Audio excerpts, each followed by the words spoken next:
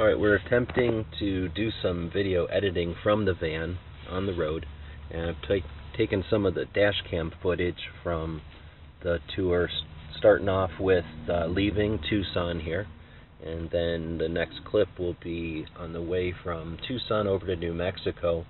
There's a pretty neat area called Texas Canyon. You can see it's large boulder fields. I can only assume it's called Texas Canyon because these boulders are about as big as any mountains in Texas.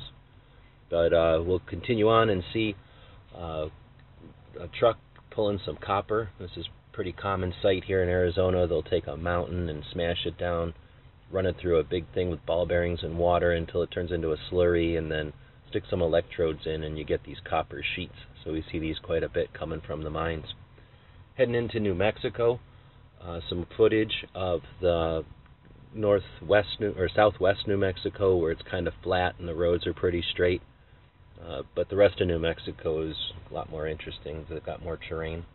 We missed BMC Tactical, who we visited, and you see here as we drive through Las Vegas, New Mexico, we checked out some of the Red Dawn filming locations, and we also missed including the NRA Museum there at the end. We visited that on the way out of New Mexico.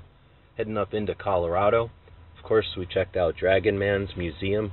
You have to visit that on a Sunday morning, and it's highly recommended. I would suggest you need to check out Dragon Man's Museum. As you arrive, this is what you'll be greeted with. Dragon Man is truly unique, a really cool guy, and you get an idea of it as you drive up. In other videos and things, we've showed some of those close-ups of some of those little mannequins he's got there. After Dragon Man, we headed up to Denver, checked out 3 gun shops technically. This first shop we visited was in Aurora, Colorado, just outside Denver. They wouldn't let us film, but it was a pretty interesting shop with a range.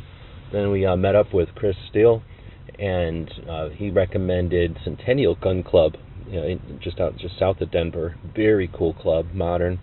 We tried to hit a third one, which has a neat story. It's a house that was a gun shop with a range in the basement, and it's grown, but we missed it. It closed just because we got there. Headed into Nebraska and went to the Hornady factory, where they make most of the projectiles in the country. They have a factory tour twice a day. If you find yourself in Nebraska, you need to check out this factory tour. One of the coolest I've seen. Then we headed east into Iowa and the Brownells factory. Over here on the side of the highway, you can see it's just in the middle of a bunch of cornfields, I guess. But a massive facility. It's got a showroom or a store that's open till 9 p.m. So we were able to check it out. This is probably about 6 or 7. You can see as the sun's setting, and you get an idea of the size of their facility there. They show pictures of their store, and it's much larger in real life than you see in the pictures. It's a pretty neat place.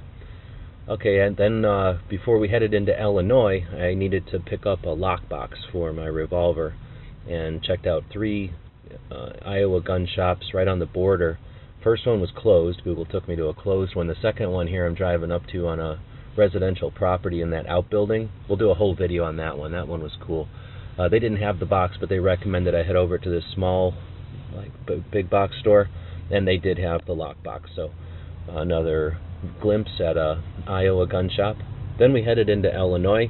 Our first stop was the Jonathan Browning gun shop and home. They've rebuilt his workshop and his house is there. Very cool. It's an awesome experience to stand in the workshop that Jonathan Browning, the father of John Browning, built the harmonica guns in. Next, we had a 2-hour tour of the Rock Island auction house. Really neat. Stay tuned for video on that. And stay tuned for more video. We're still practicing, getting rid of some of the learning curve here. And as always, thanks for watching. The guys and gals of GunWebsites.com encourage you to take a CCW class every year, practice at least once a month, and carry every day. Thanks for watching GunWebsites.com.